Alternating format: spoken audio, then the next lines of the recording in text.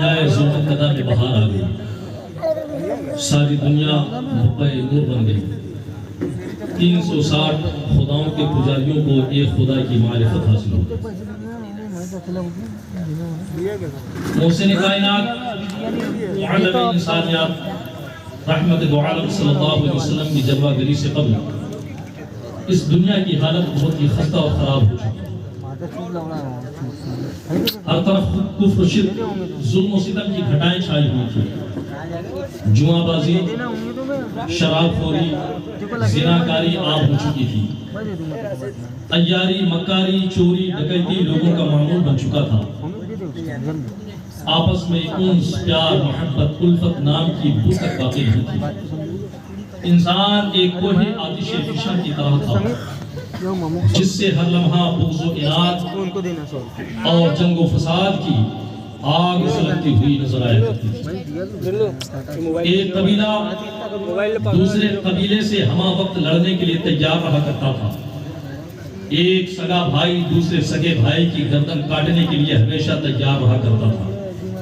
جذبات اور اتنے مشتعل اور بے قابو تھے، ذرا ذرا سی بات پر کشت و خون کے بازار گرم ہو جاتے۔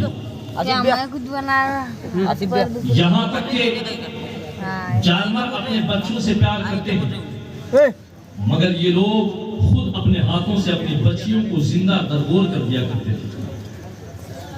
صنف نازک کا تو یہ عالم تھا کہ اگر کسی کے پاس جوتے نہ ہوتے تو اپنی بیوی کو جوتے کے بدلے میں کسی غیر کے ساتھ کر دیا کرتے تھے۔ ابو داؤد شریف کی حدیث سے پتہ چلتا ہے کہ اس 4 حرفی عورت کا یہ عالم تھا کہ اگر اس کا شوہر مر جاتا یا اسے طلاق دے دیتا تو لوگ اسے آبادی سے دور ایک تنگ تاریک کوٹری میں لے جا کر قید کر دیتے۔ سال بھر اسے کھانے بغیر نمک کا کھانا دیا جاتا، سال بھر اسے ٹاٹ کا کپڑا پہنایا جاتا، سال بھر اسے پاخانہ پیشاب کے لیے پانی نہیں دیا جایا کرتا تھا، جس کی وجہ سے یہ عورت غلاظت کا مجسمہ بن جایا کرتی۔ اور جب سال پورا ہو جاتا تو اسے گدھے کی ننگی پیٹھ پر بٹھا کر اس کے گود میں اونٹ کی مینگنیاں دے کر سارے شہر میں کشت کروایا جاتا، اور پھر یہ عورت ان مینگنیوں کو لوگوں پر پھینک پھینک کر مارتی، جس سے لوگ سمجھ لیتے کہ اب اس کی عدت پوری ہو گئی۔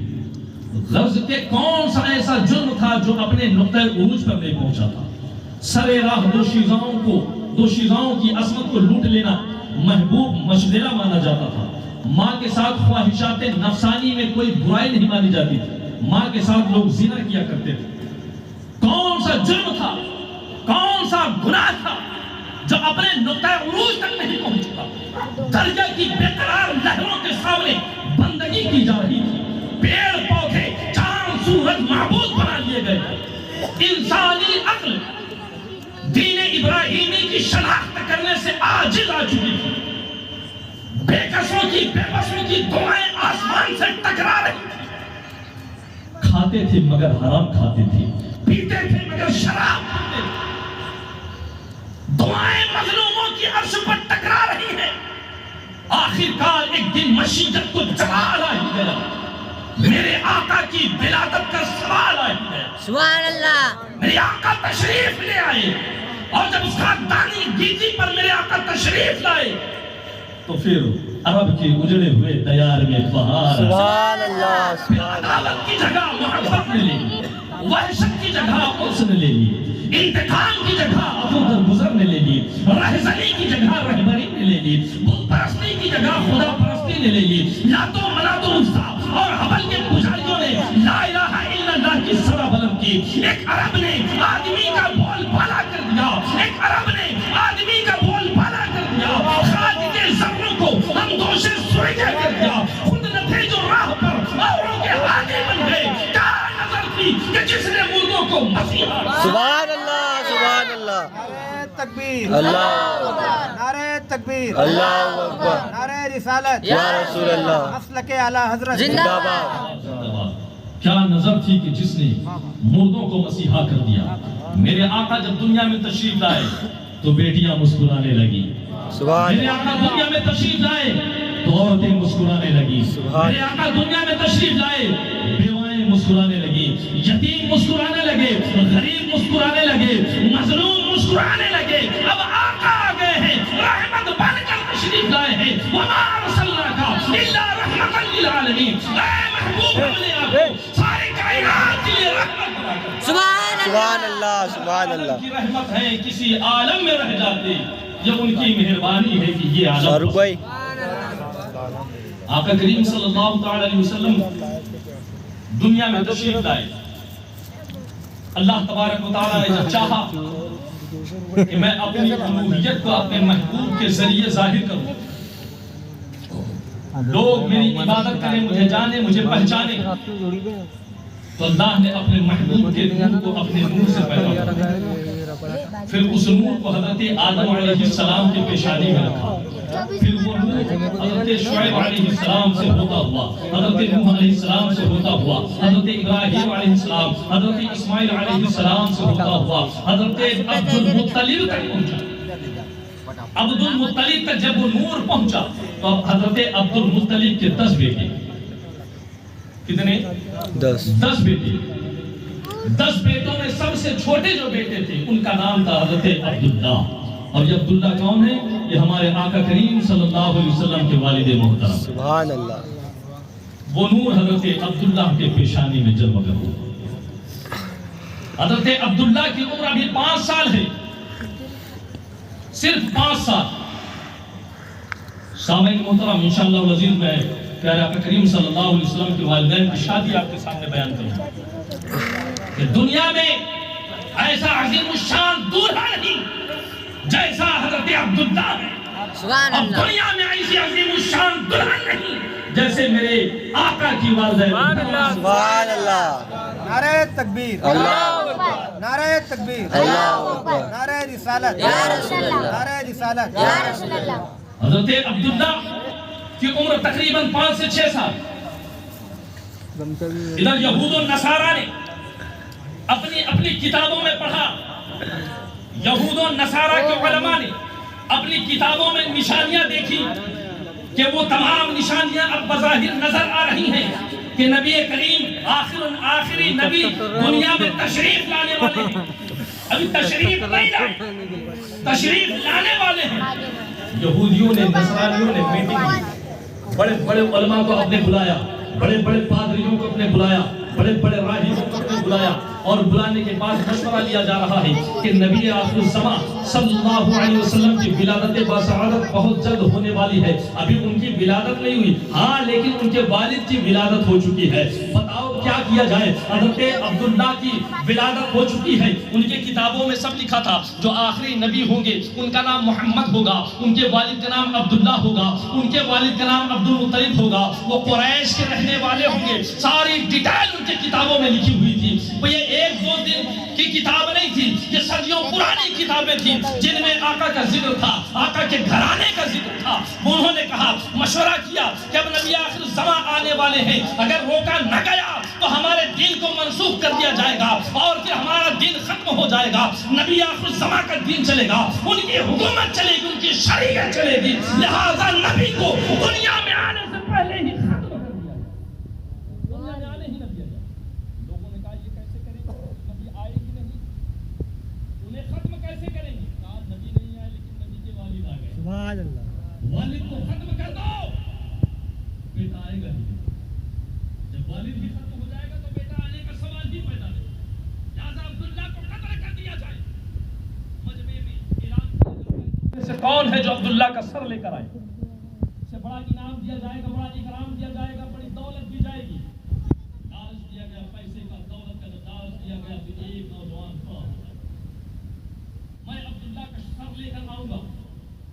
لوگوں نے اسے گلے لگایا، مبارکبادیاں پیش کی، کہا تو اگر سر لانے میں کامیاب ہو گیا تو ہم تجھے انعام و اکرام سے مالا مال کر دیں گے۔ اب یہ شخص جو ہے وہاں سے چلا، مکہ المکرمہ پہنچا، سفر کی تمام صعوبتوں کو برداشت کرتا ہوا مکہ المکرمہ پہنچا، اور مکہ المکرمہ پہنچنے کے بعد حرم کعبہ میں پہنچا۔ جب حرم کعبہ میں پہنچا تو کیا دیکھتا ہے کہ وہاں چند بچے کھیل رہے ہیں، اور انہی بچوں میں ایک ایسا بچہ بھی ہے جو بڑا ہی خوبصورت ہے، بڑا حسین و جمیل ہے، ایسا معلوم ہو رہا تھا اس کے چہرے پر چاند چمک رہا ہے، اتنا خوبصورت بچہ، اس کی نظر اسی بچے پر جا کر ٹک گئی اور اس کے قریب گیا، جانے کے بعد کہا ہے بچے سنو، میں یہاں پر مسافر ہوں، بڑی دور سے چل کر آیا ہوں، ایک بچے کی تلاش میں آیا ہوں، کیا تم مجھے اس بچے کا پتہ بتا دو گے؟ کہا کس کی تلاش ہے؟ کہا مجھے ایک بچے کی تلاش ہے۔ کہا نام بتاؤ؟ کہا اس کے باپ کا نام عبد المطلب ہے اور اس بچے کا نام عبداللہ ہے۔ جب اتنا کہا تو عبداللہ تو خود ہی آپ ہی تھے اور اتفاق سے وہ انہی سے پوچھ رہا تھا کہ بتاؤ عبداللہ کہاں ملیں گے؟ حضرت عبداللہ کہتے ہیں اے مسافر پہلے یہ تو بتاؤ تمہیں عبداللہ سے کام کیا ہے؟ آخر تم اس سے ملنا کیوں چاہتے ہو؟ کہا بہت ضروری کام ہے، میں تمہیں بتا نہیں سکتا، تم مجھے اس کا پتہ بتا دو۔ کہا نہیں ایسا نہیں ہو سکتا، پہلے تم بتاؤ تو صحیح آخر اس سے ملنا کیوں چاہتے ہو؟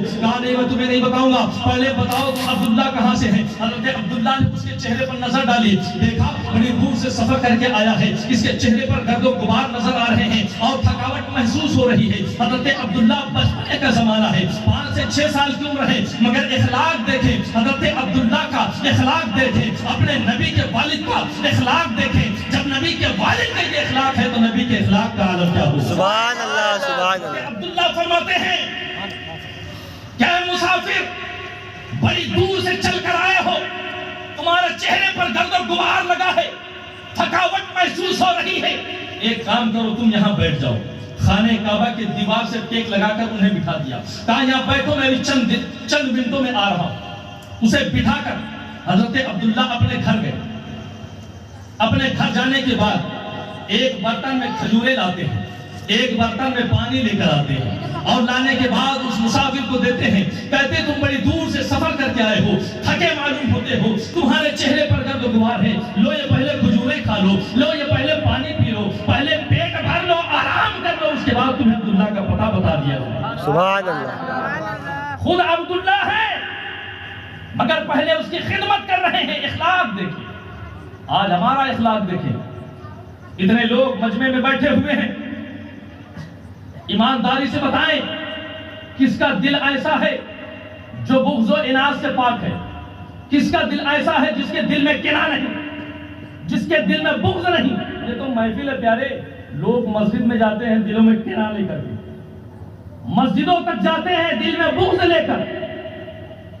کچھ سیٹھ لوگ تو ایسے ایک دم گھڑی دیکھتے رہتے ہیں، جماعت کا ٹائم ہو گیا، ہاں قریب آ گئے، چلو اب چلتے ہیں۔ اب آئے آستین اوپر کی، سینے کے بٹن کھولتے ہوئے مسجد میں آیا، کھانسی ماری، غریب آدمی سب میں بیٹھا تھا، کھانسی کی آواز سن کر پلٹ کر دیکھا، سیٹھ صاحب آئے، سمٹ گیا بیچارہ غریب آدمی، سیٹھ صاحب کو جگہ دے رہا، سیٹھ صاحب آ کر بیٹھ گئے۔ اب سیٹھ صاحب کی نظر کبھی گھڑی پر ہے، کبھی امام کے چہرے پر ہے، کبھی گھڑی کو دیکھ رہے ہیں، کبھی امام کو دیکھ رہے ہیں، کب پڑھاؤ نماز؟ 1 منٹ 2 منٹ 5 منٹ لیٹ ہوا کہ ان کا تیور بدلنے لگتا ہے، مزاج جغرافیہ چہرے کا بدل جاتا ہے، کبھی امام کو دیکھیں گے کبھی گھڑی کو دیکھیں گے۔ امام نے گھبراہٹ میں جلدی جلدی نماز پڑھائی، اس نے 2 سجدے مارے، پٹ سے نکلا باہر، آستین نیچے کیا، کالر باندھا، چلتا بنا۔ اللہ تبارک و تعالیٰ فرماتا ہے میرے فرشتوں اس سے کہہ دو میرے گھر میں آیا کرے، تو اگر اپنے گھر میں چھوڑ کر آیا کرے۔ سبحان اللہ سبحان اللہ۔ بارگاہ میں آتا ہے تو مجھ کو راضی کرنے آتا ہے یا مجھے اپنی عقل دکھانے کے لیے آتا ہے؟ اس سے فرشتوں کہہ دو اگر یہ عقل دکھاتا رہے گا تو میں اسے اس وقت تک موت نہیں دوں گا جب تک اس کی عقل بھی سے سزا نہ دے۔ سبحان اللہ سبحان اللہ۔ اپنی عقل جیب میں رکھیے، وہ امام تمہارے باپ کا نوکر نہیں ہے، سمجھ میں آئی؟ امام ہوتا ہے، قوم کا بادشاہ ہوتا ہے، تم نے کیا اس کو اپنا غلام سمجھ لیا؟ ذرا سی بات ہوئی امام پر انگلی اٹھ گئی، ذرا سی بات ہوئی امام پر انگلی اٹھ گئی، فاتحہ دینے نہیں آئے میرے گھر میں، قرآن خوانی میں نہیں آئے میرے گھر میں، بچہ پیدا ہوا اذان دینے نہیں آئے میرے گھر میں، ٹھیکہ لے کے رکھا امام تمہارے سب چیزوں کے لیے۔ امام صرف تمہارا امام ہے، بادشاہ ہے، خود اذان دینا سیکھیں، خود فاتحہ دینا سیکھیں۔ تم بھی تو مسلمان ہو، تمہارے لیے ضروری نہیں ہے؟ سیکھو، ضروری ہے سیکھنا۔ یہ تو امام کا اخلاص ہے، امام کی محبت ہے کہ تم نے آیا حافظ صاحب فاتحہ کرنا ہے، وہ آپ کے ساتھ چلا گیا، آپ کے گھر فاتحہ کر دیا، یہ اس کا اخلاق ہے۔ اس کی محبت ہے کہ آپ کے گھر آ کر فاتحہ کر دیا، ورنہ وہ فاتحہ دینے کے لیے تمہارے محلے تمہارے مسجد میں نہیں رہا، تمہارے مسجد میں ہے، وہ امامت کے لیے تمہارے مسجد۔ بہرحال بات کہیں اور نکل گئی، درود پاک پڑھ لیں، اللہم صلی علی سیدنا و شفیعنا و حبیبنا مولانا محمد وآلہ وسلم، صلاۃ و سلام علیک یا رسول اللہ صلی اللہ تعالی وسلم۔ حضرت عبداللہ نے کہا تم تھکے ہوئے ہو، مسافر ہو، یہ پہلے کھجوریں کھاؤ، پانی پیو، پھر اس کے بعد تمہیں عبداللہ کا پتہ بتایا۔ اس نے کھجوریں کھائی، پانی پیا، کچھ دیر آرام کیا، آرام کرنے کے بعد کہا بیٹا اے میرے محسن، تم نے میری بڑی مدد کی، میں بھوکا تھا، مسافر تھا، تم نے مجھے کھجوریں کھلائی، تم نے مجھے پانی پلایا، مجھے تم بڑے بھلے معلوم ہوتے ہیں۔ اے بچے اب میں نے کھجوریں کھا لی ہیں، تھکاوٹ دور ہو گئی، بتا بچے عبداللہ کہاں ملے گا؟ اب حضرت عبداللہ اس سے کہتے ہیں اچھا یہ تو بتاؤ صحیح کہ اب تم عبداللہ کو تلاش کیوں کر رہے ہیں؟ آخر معاملہ کیا ہے؟ تم عبداللہ تو اس شخص نے جب دیکھا کہ یہ لڑکا بہت بھولا ہے، اس کے چہرے پر نور اور شرافت ٹپک رہی ہے، اتنا اخلاق مند والا ہے، تو اس نے کہا بچے میں تمہیں بتاؤں گا مگر یہ راز کسی سے بتانا نہیں۔ کہا ٹھیک ہے نہیں بتاؤں گا، کیا راز ہے؟ کہا ہمارے علماء نے، یہود و نصارہ کے علماء نے یہ فیصلہ کیا ہے کہ نبی آخر الزمان کی تشریف آوری کا وقت ہو گیا، ابھی نبی آخر الزمان آئے نہیں ہیں، ان کے والد آ چکے ہیں جن کا نام عبداللہ، لہذا ہمارے علماء نے یہ طے کیا ہے کہ عبداللہ کو قتل کر دیا جائے، تو اس طریقے سے عبداللہ اگر قتل ہو جائیں گے تو نبی آخر الزمان دنیا میں تشریف ہی نہیں لا پائیں گے، اس لیے انہوں نے اس کام کے لیے مجھے بھیجا، میں عبداللہ کا سر لینے کے لیے آیا۔ تو حضرت عبداللہ نے جب اتنی بات سنی تو آپ گھبرائے نہیں، دیکھیں اخلاق دیکھیں، گھبرائے نہیں، کہا آپ عبداللہ کا سر لینے آئے؟ کہا ہاں عبداللہ کا سر لینے آئے۔ حضرت عبداللہ کہتے ہیں اے مسافر، جس بچے کا تم سر لینے آئے ہو سکتا ہے وہ اپنے ماں کا بڑا پیارا بچہ ہو سکتا ہے وہ اپنے باپ کا بڑا لاڈلا بچہ ہو سکتا ہے وہ بڑا عزیز بچہ ہو، تم نے اگر اسے قتل کر دیا تو اس کے ماں باپ پر کیا گزرے گی؟ اس نوجوان نے، اس مسافر نے کہا اس کے ماں باپ سے کیا لینے دینا، ہمیں تو اس بچے کا سر چاہیے، ہم اس کا سر لینے آئے ہیں، بس تم اس کا پتہ بتا دو، ہم اس کا سر لے کر جائیں گے۔ حضرت عبداللہ کہتے ہیں نہیں مانو گے؟ نہ نہیں مانیں گے، ہم اس کا سر لینے آئے، سر لے کر جائیں گے۔ سر لے کر جاؤ گے؟ ہاں ہاں سر لے کر جائیں گے۔ عبداللہ پیچھے ہٹے اور کہا مسافر اگر تو سر لینے کی غرض سے آیا ہے، عبداللہ کا سر لینے آیا ہے، تو عبداللہ کہیں اور نہیں تیرے سامنے کھڑا ہے، اٹھا اپنی تلوار مار میری گردن پر اور میرے سر کو لے جا کر اپنے علماء کو پیش کر دے۔ اتنا سننا تھا، جو ہاتھ میں تلوار پکڑا تھا ہاتھ سے چھوٹ کر زمین پر گر گئی۔ تم عبداللہ ہو؟ ہاں ہاں میں عبداللہ ہوں، لے مار میرا سر، گردن کاٹ لے میری، میں تیرے سامنے کھڑا ہوں۔ اتنا سننا تھا، تلوار ہاتھ سے گری، قدموں پر اپنے سر کو عبداللہ کے قدموں پر رکھ دیا اور کہنے لگا اے بچے، اے عبداللہ، جس کی پیشانی میں نور محمدی چمک رہا ہو، اس کے اخلاق کا یہ عالم ہے۔ سبحان اللہ، سبحان اللہ، سبحان اللہ، سبحان اللہ، اللہ یا رسول اللہ۔ قدموں پر سر رکھ دیا اور کہا کہ بچے میں آیا تو تھا تیرا سر لینے، مگر تیرے اخلاق نے، تیرے اخلاص نے میرا دل جیت لیا۔ میں یہ سوچنے پر مجبور ہوں کہ جس کا باپ اتنا اخلاق مند ہے تو اس کا بیٹا جو نبی آخر الزمان ہے، تمام اماموں کا امام ہے، تمام نبیوں کا امام ہے، اس کا اخلاق کتنا بلند بالا ہوگا۔ اور سر نہیں کاٹوں گے؟ کہا سر نہیں کاٹوں گا، پہلے تو سر کاٹنے آیا تھا، اب تیرے قدموں میں اپنا سر دے کر جائے۔ سبحان اللہ، سبحان اللہ۔ یہ حضرت عبداللہ ہے، پیارے آقا کریم صلی اللہ علیہ وسلم کے والد حضرت عبداللہ۔ ادھر مکہ میں حضرت عبداللہ پیدا ہوئے، ادھر مدینہ میں حضرت آمنہ پیدا ہوئی۔ یہ آمنہ میرے آقا کی ماں ہے۔ ان کے ولادت کے پہلے کا آپ کو چھوٹا سا واقعہ بتا دوں۔ عبداللہ اور حضرت آمنہ کی پیدائش سے بھی پہلے کا بات، یہ اس زمانے کی بات ہے جس زمانے میں بچیوں کو زندہ درگور کر دیا جاتا تھا۔ اگر کسی گھر میں بیٹی پیدا ہوئی تو اس کو قتل کر دیا جاتا تھا یا اسے زندہ دفن کر دیا جاتا تھا۔ یہ اس زمانے کی بات ہے۔ ایک بیٹی پیدا ہوئی، بہت ہی کالی بیٹی، بہت کالی بیٹی پیدا ہوئی، آنکھیں ایک دم نیلی، جسم کالا، آنکھیں نیلی۔ غلام دوڑتا ہوا آیا، حضور آپ کے گھر بیٹی پیدا ہوئی ہے۔ چل کر اسے دیکھ لیں. بہت کالی ہے, بہت کالی ہے, اس کی آنکھیں بڑی نیلی نیلی ہیں. حضور چل کر بیٹی کو دیکھ لیں. جب وہ شخص کہتا ہے اس زمانے میں لوگ خوبصورت بیٹیاں نہیں دیکھتے, تو کالی بیٹی دیکھنے کی بات کر رہا ہے, میں نہیں دیکھوں گا. ایک کام کر جاؤ اور اسے لے جا کر جنگل میں قتل کر دے. اب یہ غلام اس بچی کو لیا, بچی کو لینے کے بعد جو ہے جنگل پہنچا, ایک گڈھا کھودا, گڈھے میں اس بچی کو رکھا. اب چاہا کہ اس کے اوپر مٹی ڈال دے. جیسے ہی مٹی ڈالنا چاہا, غیب سے آواز آئی, او ظالم, اس بچی کو قتل نہ کرنا. اس نے ادھر ادھر دیکھا, ہاتھ میں جو مٹی تھی پھینک دیا. ادھر ادھر دیکھا, کوئی نظر نہیں آیا. آواز تو سنائی دی مگر آواز دینے والا نظر نہیں آیا. اس نے سوچا شاید میرا خیال ہے. اس نے پھر مٹی اٹھائی اور پھر اس بچی کے اوپر جیسے ہی ڈالنا چاہا, پھر آواز آئی, او بربت اسے قتل نہ کر. پھر اس نے ادھر ادھر دیکھا, مٹی پھینک دیا. تلاش کرتا رہا, آواز دینے والا کوئی نظر نہیں آ رہا. آواز آ رہی ہے مگر آواز دینے والا نظر نہیں آ رہا. تیسری مرتبہ اس نے پھر جو ہے مٹی اٹھائی اور مٹی اٹھا کر جیسے ہی اس بچی کے اوپر ڈالنا چاہا, غیب سے آواز آتی ہے, او ظالم, اگر تم اس بچی کی پرورش نہیں کر سکتے تو اسے قتل کرنے کا بھی تمہیں حق نہیں ہے.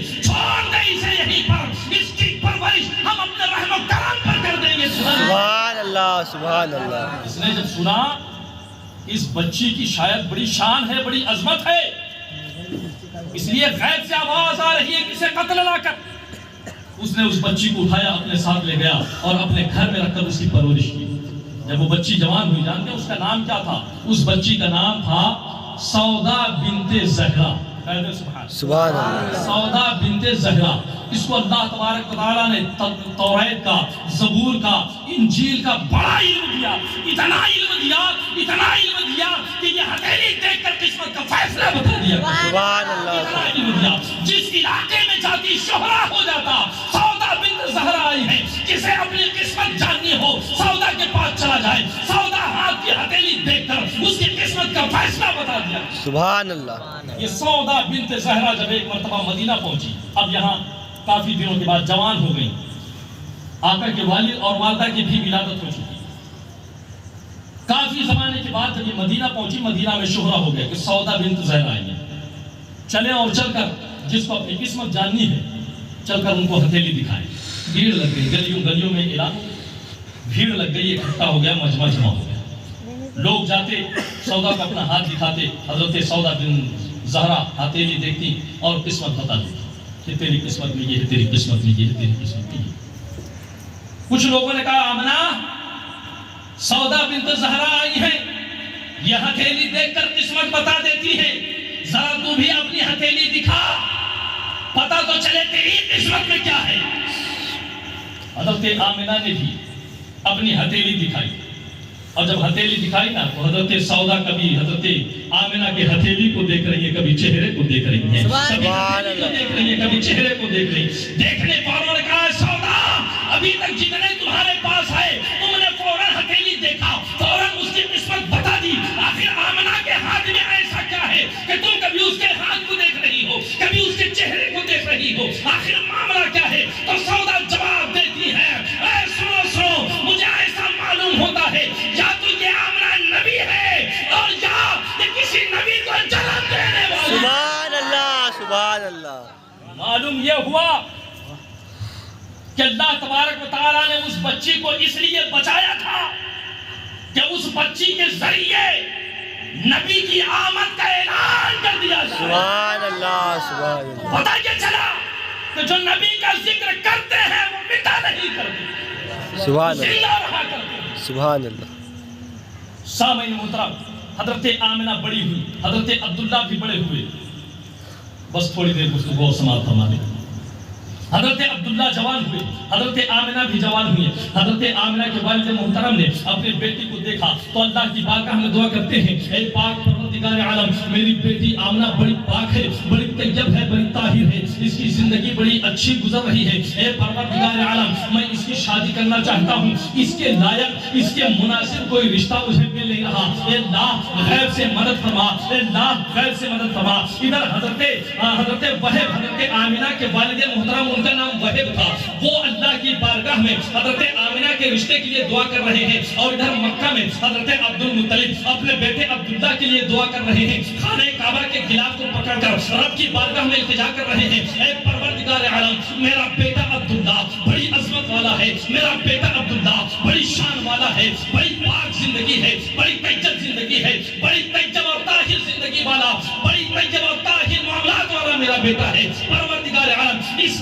मुनासिब, इसके लायक रिश्ता मुझे नजर नहीं आता। तू मुसब्बिबुल असबाब है, परवरदिगार आलम गैब से इसके लिए रिश्ता मुहैया फरमा दे। इधर अब्दुल मुत्तलिब दुआ फरमा रहे हैं, उधर हजरत वहब दुआ फरमा रहे हैं। हजरत अब्दुल मुत्तलिब खाने काबा में हरम के अंदर लेट जाते हैं, सो जाते हैं, और जैसे ही सोए ख्वाब में दीदार होता है। एक बुजुर्ग तशरीफ लाते हैं, बड़ी नूरानी शक्ल सूरत वाले हैं, बड़ी लंबी काठी वाले बुजुर्ग तशरीफ लाते हैं और कहते हैं अब्दुल मुत्तलिब क्यों परेशान हो? अर्ज करते हैं हुजूर बाला, मेरा बेटा अब्दुल्ला जवान हो चुका है, बड़ा तैयब है, बड़ा पाक है, मैं चाहता हूं कि इसके ही जैसे कोई अगर लड़की मिल जाए तो मैं अपने अब्दुल्ला को उससे निकाह कर दूं। वो आने वाले बुजुर्ग कहते हैं कि तुम्हें फिक्र करने की जरूरत नहीं है, एक काम करो, अलग सुबह उठो और मदीना जाओ, वहब के दरवाजे पहुंचो, वहब को कहो कि आमिना का हाथ मेरे बेटे अब्दुल्ला के लिए रखो। सुभान अल्लाह, सुभान अल्लाह। और करें कि बुजुर्ग ने कितने आसानी के साथ रिश्ता तय करा दिया। मेरे आका फरमाते हैं कि निकाह को आसान फरमाओ, निकाह को आसान फरमाओ। आज हमारा इतना मामला खतरनाक हो चुका है कि हमने निकाह को इतना मुश्किल बना दिया है कि गरीब आदमी के रिश्ते ढूंढते ढूंढते चप्पलें घिस जा रही हैं, जूतियां घिस जा रही हैं, रिश्ते मुयस्सर नहीं हो रहे।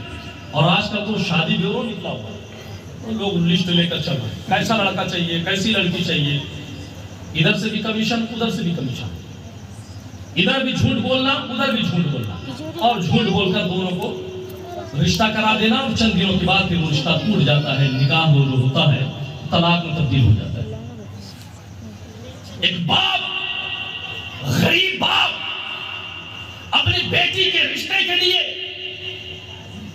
तुमसे अगर कहता है तो पहले तो तुम सुनते नहीं, अपने पीछे दौड़ाते रहे। जब उसकी चप्पलें खिंच गई, जब उसके सब्र का बांध टूटने लगा, तब तुमने उसे एक रिश्ता बताया। हाँ, फला जगह मैंने तुम्हारी बेटी के लिए बात किया था, लड़का बड़ा अच्छा है, 80,000 कमाता है। मगर मामला क्या होता है, वो जो 80,000 कमाता है, जो झूठ बोला इसने ना, वो लड़का पुड़िया भी खाना है ना तो अपने दोस्तों से पैसा लेकर खाना है। और ये जाकर उस लड़की वाले से बता रहा 80,000 रुपये कमा। अब वो गरीब आदमी सोच में पड़ जाता है, 80,000 कमा रहा है तो कम से कम 8-10 लाख रुपया तो देना पड़ेगा, 8-10 लाख तो देना पड़ेगा। बेचारा किसी तरीके से हिम्मत करके हाँ कर देता है। अब ये बंदा उधर जाता है लड़के वालों की तरफ, उधर जाने के बाद उससे कहता है लड़की बड़ी है, उसका बाप तो तुम्हें 15 लाख देने के लिए तैयार है, 15 लाख देगा, तुम हाँ तो करो। अब वो सोच में पड़ जाता है कि मेरा बेटा तो सारी जिंदगी 15 लाख कमा नहीं सकता, एक झटके में 15 लाख मिल रहे, उसने भी हाँ कर दिया। झूठ इधर भी बोला, झूठ उधर भी बोला, 1000-2000 के लिए झूठ इधर, 1000-2000 के लिए झूठ उधर, एक जोड़ा कपड़ा मिलेगा, 1000-2000 मिलेगा, और क्या मिलेगा? बिचवनिये को क्या मिलता है? ये 1000-2000 रुपया ये दे देगा, 1000-2000 वो दे देगा, या कपड़ा जोड़ा दे देगा, खाना खिला देगा। ये बिचवनिया झूठ बोलकर रिश्ता लगाया, रिश्ता हो गया, निकाह हुआ, बाप को पता चल गया ये तो 80,000 5,000 भी नहीं कमाता।